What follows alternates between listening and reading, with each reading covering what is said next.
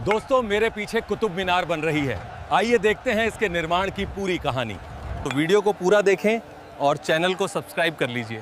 आसमान से एक विहंगम दृश्य जो पुरानी दिल्ली के मेहरौली इलाके की तरफ धीरे धीरे बढ़ रहा है। पृष्ठभूमि में एक धीमी रहस्यमयी सूफी धुन और रबाब की आवाज बज रही है। शाम का समय है और ढलते सूरज की सुनहरी किरणें एक गगनचुंबी इमारत पर पड़ रही हैं। दिल्ली एक ऐसा शहर जो सदियों से साम्राज्यों के उत्थान पतन और उनकी राख से नए साम्राज्यों के जन्म का मूक गवाह रहा है। इस शहर की मिट्टी में न जाने कितने ही राज, कितनी ही जंगें और कितनी ही दास्तानें दफन हैं। लेकिन मेहरौली के आसमान को चीरती हुई लाल बलुआ पत्थर से बनी एक गगनचुंबी इमारत आज भी पूरे गर्व से खड़ी है, कुतुब मीनार। 73 मीटर ऊंची इस मीनार को देखकर हर किसी के मन में यह सवाल उठता है कि आखिर 12वीं सदी में जब कोई आधुनिक यंत्र या वास्तुकला का वजूद नहीं था, तब इतनी विशाल, अलंकृत और भव्य मीनार कैसे बनाई गई होगी। यह सिर्फ ईंट और पत्थरों का ढांचा नहीं है, यह एक कहानी है सत्ता की, विजय की, मजहब की और दो बिल्कुल अलग अलग संस्कृतियों के ऐतिहासिक मिलाप की। आइए समय के पहिए को पीछे घुमाते हैं और चलते हैं 12वीं शताब्दी के भारत में। दृश्य धुंधला होता है और युद्ध के मैदान का दृश्य उभरता है। घोड़ों की टाप, हाथियों की चिंगाड़ और तलवारों के टकराने की कान फोड़ू आवाजें। साल था 1192। जगह थी तरावड़ी, जिसे इतिहास में तराइन के नाम से जाना गया। तराइन के दूसरे युद्ध में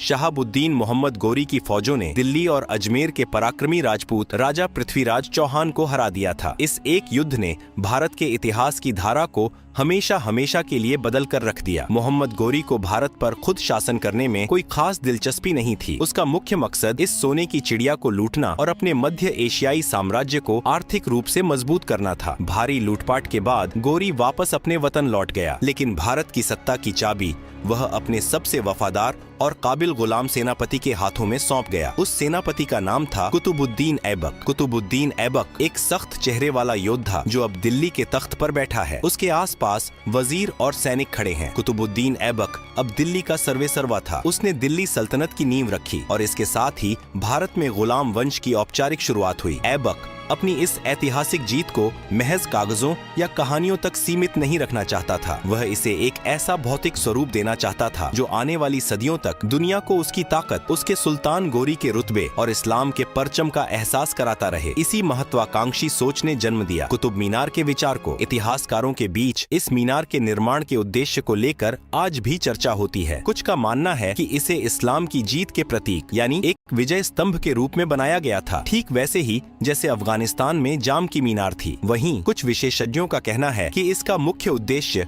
बिल्कुल व्यावहारिक था। पास ही बन रही कुव्वतुल इस्लाम मस्जिद से मुअज्जिन द्वारा अजान देने के लिए एक ऊंची जगह का निर्माण करना। इसके नामकरण के पीछे भी दो अलग अलग तर्क मौजूद हैं। या तो इसका नाम खुद कुतुबुद्दीन ऐबक के नाम पर कुतुब मीनार रखा गया, या फिर उस समय के बेहद मशहूर और पूजनीय सूफी संत ख्वाजा कुतुबुद्दीन बख्तियार काकी की याद में इसे यह नाम दिया गया। मेहरौली का निर्माण स्थल। सैकड़ों मजदूर मिट्टी खोद रहे हैं, पत्थर तोड़ रहे हैं, ऊंटों और हाथियों पर लाद कर बड़े बड़े पत्थर लाए जा रहे हैं। साल 1199 मेहरौली के लाल कोट किले के पास, जिसे कभी तोमर राजपूतों और पृथ्वीराज चौहान ने बनवाया था, एक विशालकाय इमारत की नींव खोदी जाने लगी। लेकिन एक नई और गगनचुंबी इमारत खड़ी करने के लिए भारी मात्रा में नक्काशीदार पत्थरों और मजबूत सामग्री की जरूरत थी। इतनी जल्दी नए पत्थर खदानों से निकालकर तराशना मुमकिन नहीं था। इतिहास के पन्नों में और खुद कुतुब मीनार के परिसर में लगे शिलालेखों पर यह कड़वा सच साफ साफ दर्ज है कि ऐबक के आदेश पर आसपास मौजूद 27 हिंदू और जैन मंदिरों को ध्वस्त किया गया और उनके मलबे का इस्तेमाल इस मीनार और परिसर की मस्जिद के निर्माण में किया गया। आज भी अगर आप मीनार के आधार और कुव्वत उल इस्लाम मस्जिद के खंभों को ध्यान से देखें तो वहाँ हिंदू देवी देवताओं की खंडित मूर्तियाँ, मंदिर की घंटियों के निशान और कलश की आकृतियाँ आसानी से देखी जा सकती हैं। यह विजय के उन्माद का एक क्रूर सच था, लेकिन विडंबना देखिए कि इसी सच और विध्वंस की राख से वास्तुकला की एक नई और अद्भुत शैली जन्म ले रही थी, जिसे आज हम भारतीय इस्लामिक वास्तुकला के नाम से जानते हैं। धूल और पसीने से सने हुए स्थानीय भारतीय कारीगर छेनी और हथौड़ी से पत्थरों पर अरबी आयतें उकेर रहे हैं। हुक्मरान और शासक इस्लामिक थे। उनके दिमाग में मध्य एशिया की मस्जिदें और मीनारें थीं, लेकिन इस मीनार को धरातल पर उतारने वाले कारीगर और मजदूर पूरी तरह से भारतीय थे। इन पारंपरिक भारतीय कारीगरों को इस्लामिक वास्तुकला की मुख्य पहचान गुंबद या मेहराब बनाने का कोई खास तजुर्बा नहीं था। वे केवल एक खंभे के ऊपर पत्थर का शहतीर रखकर इमारतें बनाना जानते थे। जब इस्लामिक वास्तुकारों ने उन्हें अरबी और फारसी में कुरान की आयतें पत्थरों पर उकेरने का हुक्म दिया तो उन भारतीय कारीगरों ने अपने ही पारंपरिक अंदाज में उन आयतों को तराशा। उन्होंने अरबी सुलेख के साथ साथ फूल पत्तियों, कमल और बेल बूटों की ऐसी बारीक नक्काशी बनाई जो पूरी तरह से भारतीय परंपरा का हिस्सा थी। एक तरह से पत्थर पर दो संस्कृतियां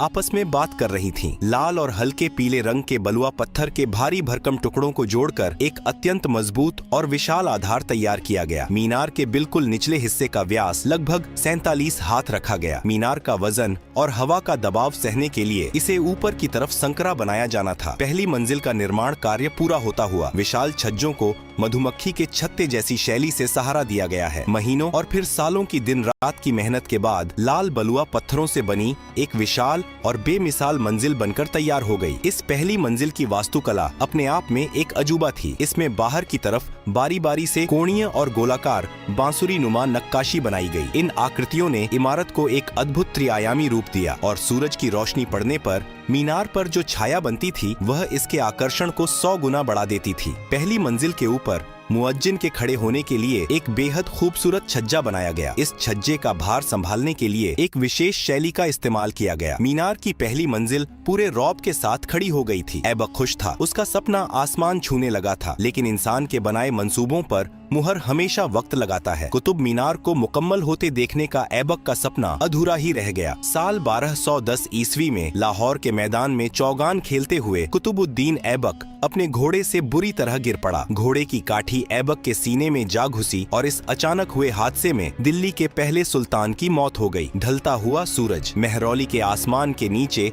अधूरी खड़ी कुतुब मीनार की पहली मंजिल एक वीरान और खामोश अवस्था में खड़ी है। हवा के झोंके झरोखों से होकर गुजर रहे हैं। ऐबक की अचानक मौत के साथ ही कुतुब मीनार के निर्माण का काम भी एक झटके में ठप पड़ गया। जो जगह कल तक हजारों मजदूरों की आवाजों और छेनी हथौड़ी की खनक से गूंज रही थी, वहां अब एक मनहूस सन्नाटा पसरा था। मेहरौली के वीरान आसमान के नीचे लाल पत्थरों की वह एक मंजिल कई सालों तक यूं ही अधूरी खड़ी रही। हवाएं आती और पत्थरों से टकराकर वापस लौट जाती। दिल्ली सल्तनत में सत्ता हथियाने के लिए भयंकर खून खराबा और राजनीतिक उथल पुथल मची हुई थी। हर किसी को यही लग रहा था कि शायद विजय की यह मीनार अब कभी पूरी नहीं हो पाएगी और इतिहास में एक अधूरे ख्वाब की तरह दर्ज हो जाएगी। बादलों के तेजी से उड़ने का दृश्य, कुतुब मीनार की वह अकेली अधूरी मंजिल सालों से सर्दी, गर्मी और बरसात की मार सह रही है। पृष्ठभूमि में एक उदास और खामोश संगीत बज रहा है जो अचानक ढोल और नगाड़ों की एक भारी राजसी आवाज में तब्दील हो जाता है। कुतुबुद्दीन ऐबक की दर्दनाक मौत के बाद दिल्ली सल्तनत पर जैसे ग्रहण लग गया था। उसका उत्तराधिकारी आराम शाह बेहद कमजोर साबित हुआ और दिल्ली की सत्ता डगमगाने लगी। मीनार का काम पूरी तरह से रुक चुका था और ऐसा लगने लगा था कि लाल पत्थरों का यह ढांचा महज एक खंडहर बनकर रह जाएगा। लेकिन तभी 1211 ईस्वी में दिल्ली के तख्त पर एक ऐसे शख्स की ताजपोशी हुई जिसने इतिहास की धारा को एक बार फिर मोड़ दिया। इस शख्स का नाम था शम्स उद्दीन इल्तुतमिश। इल्तुतमिश, जो किसी दौर में खुद एक गुलाम के रूप में बिका था, अपनी बेमिसाल काबिलियत और बहादुरी के दम पर ऐबक का दामाद और अब दिल्ली का सबसे ताकतवर सुल्तान बन चुका था। सुल्तान बनते ही इल्तुतमिश ने दिल्ली को पूरी तरह से अपनी राजधानी के रूप में स्थापित किया। जब उसकी नजर मेहरौली के आसमान को ताकती उस अधूरी इमारत पर पड़ी तो उसने फैसला किया कि उसके ससुर और आका का यह ख्वाब अधूरा नहीं रहेगा। सुल्तान इल्तुतमिश शाही लिबास में अपने फारसी वास्तुकारों और भारतीय कारीगरों के साथ कुतुब परिसर का मुआयना कर रहा है। वह मीनार के शिखर की तरफ हाथ से इशारा करता और काम दोबारा शुरू करने का फरमान जारी करता है। इल्तुतमिश केवल उस मीनार को पूरा ही नहीं करना चाहता था, बल्कि वह उसे उन बुलंदियों तक ले जाना चाहता था जिसकी कल्पना शायद ऐबक ने भी नहीं की थी। लेकिन एक अधूरी इमारत पर आगे का निर्माण करना कोई आसान काम नहीं था। 13वीं सदी की शुरुआत का वह दौर जब न कोई आधुनिक मशीन थी और न ही कोई यंत्र। ऐसे में सैकड़ों हाथ ऊपर कई टन वजनी पत्थरों को पहुँचाना अपने आप में एक चमत्कार से कम नहीं था। निर्माण स्थल पर मजदूर बांस और लकड़ी के विशाल ढांचे तैयार कर रहे हैं। हाथी और खच्चर रस्सियों के सहारे बड़े बड़े चक्कों से भारी पत्थरों को ऊपर खींच रहे हैं। उस दौर के वास्तुकारों ने एक कमाल की तरकीब निकाली। मीनार के चारों तरफ मिट्टी और ईंटों का एक बहुत लंबा और घुमावदार रास्ता बनाया गया। हाथियों और बैलों की मदद से मोटे रस्सों और चरखियों का इस्तेमाल करके लाल बलुआ पत्थर के भारी भरकम टुकड़ों को धीरे धीरे ऊपर की तरफ खींचा जाता था। पत्थरों को जोड़ने के लिए किसी आम गाड़े का नहीं बल्कि चूना, सुर्खी, गुड़ और दालों से बने एक बेहद मजबूत गाड़े का इस्तेमाल किया गया। पत्थरों को आपस में फंसाने के लिए विशेष तकनीक अपनाई गई ताकि मीनार भूकंप के झटकों और तेज आंधियों का सामना कर सके। दूसरी और तीसरी मंजिल की बनावट का स्पष्ट अंतर दिखाई देता है।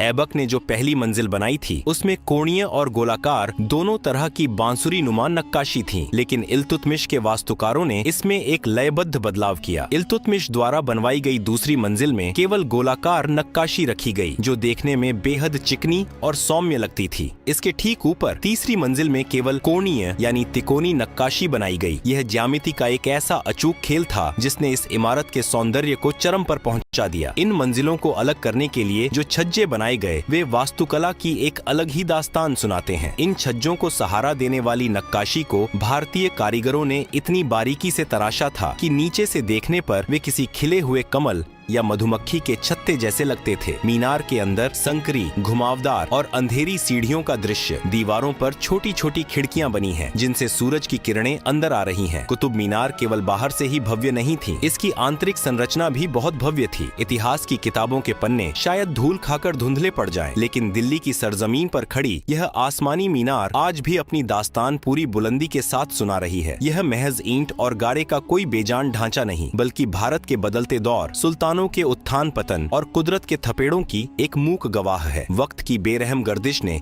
इस मीनार को कई बार आजमाया। साल 1503 की एक काली रात जब आसमान से कड़कती बिजली सीधे इस मीनार के जिस्म पर आ गिरी, पत्थर चटक गए और दीवारों पर गहरी दरारें उभर आईं। उस वक्त दिल्ली के तख्त पर सुल्तान सिकंदर लोदी का पहरा था। उन्होंने कला और विरासत की कद्र करते हुए इसकी मरम्मत करवाई और मीनार फिर से अपनी पूरी शान के साथ खड़ी हो गई। सदियों तक यह मीनार सीना ताने खड़ी रही, जैसे वह भारत के बदलते राजनीतिक परिदृश्य को अपनी पत्थरीली आंखों से देख रही हो। लेकिन तकदीर को शायद अब भी इस मीनार का एक और सबसे खौफनाक इम्तिहान लेना बाकी था। सितंबर की वह पहली सुबह उत्तर भारत के लिए विनाश का पैगाम लेकर आई। सूरज अब भी पूरी तरह निकला भी नहीं था कि अचानक जमीन भयानक रूप से कांपने लगी। परिंदे चीखते हुए आसमान की ओर भागे और मथुरा से लेकर दिल्ली तक की धरती फटने लगी। यह 1803 का वह ऐतिहासिक और विनाशकारी भूकंप था जिसने दिल्ली की कई आलीशान इमारतों को खंडहर में तब्दील कर दिया। कुतुब मीनार, जो सदियों से हर तूफान को हंसकर झेलती आ रही थी, इस भूकंप के झटकों के आगे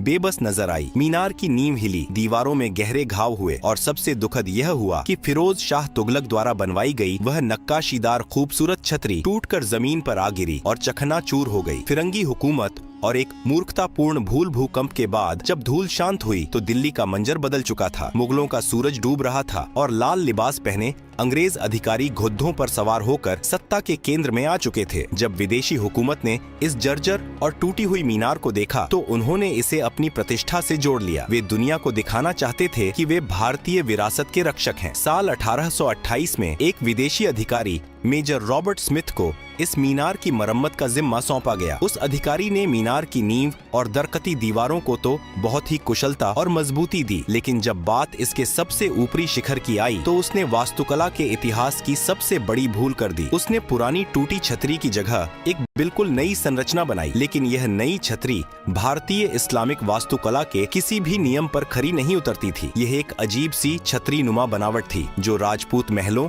या हिंदू मंदिरों के मंडप जैसी दिखती थी। जैसे ही यह छतरी मीनार के ऊपर रखी गई, यह पूरी इमारत पर एक भद्दे और बेमेल पैबंद की तरह लगने लगी। वास्तुकला के जानकारों और इतिहासकारों ने इसकी कड़ी आलोचना की और इसे एक मूर्खतापूर्ण भूल का नाम दिया। यह बेतुकी छतरी लगभग 20 सालों तक कुतुब मीनार के सिर पर एक बेमेल ताज की तरह बैठी रही। साल 1848 में जब तत्कालीन विदेशी महाशासक लॉर्ड हार्डिंग ने कुतुब मीनार का दौरा किया और इस बेमेल छतरी को देखा तो वे अपनी नाराजगी छिपा न सके। उन्होंने फौरन इसे मीनार के शिखर से नीचे उतारने का फरमान जारी कर दिया। वास्तुकारों और मजदूरों ने सावधानी से उस पूरी संरचना को नीचे उतारा। आज भी अगर आप कुतुब परिसर में जाएं तो मीनार के मुख्य प्रवेश द्वार से कुछ ही दूरी पर हरे भरे घास के मैदान में लाल पत्थरों से बनी वह अनाथ छतरी आपको जमीन पर रखी हुई मिल जाएगी। वह छतरी आज भी उस दौर की एक दिलचस्प गवाही देती है जब एक विदेशी अधिकारी ने अपनी नासमझी में सदियों पुरानी वास्तुकला से छेड़छाड़ करने की कोशिश की थी। कुतुब मीनार की यह दास्तान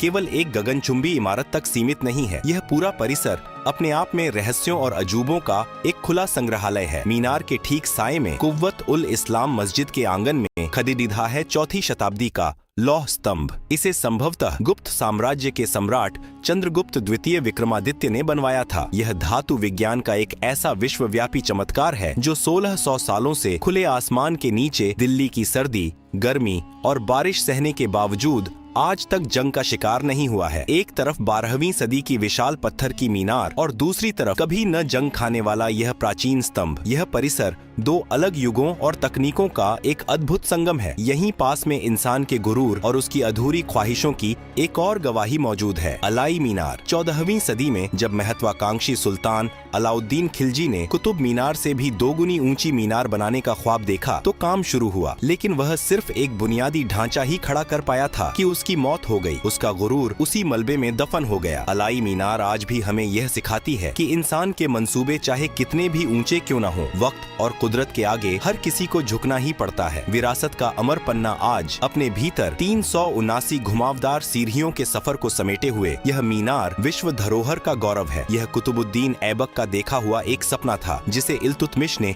आसमान तक पहुंचाया, जिसे फिरोज शाह तुगलक ने नया रंग दिया और जिसे बनाने में अनगिनत गुमनाम भारतीय कारीगरों ने अपना खून पसीना बहाया। शाम के वक्त जब मीनार पर लगी पीली रोशनियां जल उठती हैं, तो यह रात के अंधेरे में सोने की तरह दमकने लगती है। पृष्ठभूमि में उभरती सूफी कव्वाली और रबाब का जादुई संगीत इसे एक रूहानी एहसास देता है। इसने साम्राज्यों को बनते और राख होते देखा है, तलवारों की झंकार सुनी है और सूफियों के सुकून भरे कलाम भी। यह 2 संस्कृतियों के मिलन का सबसे ऊंचा प्रतीक है। वक्त गुजरता जाएगा, सदियां बदलेंगी, लेकिन जब तक दिल्ली का यह आसमान रहेगा, लाल पत्थरों की यह दास्तान पूरे फख्र के साथ सीना ताने खड़ी रहेगी।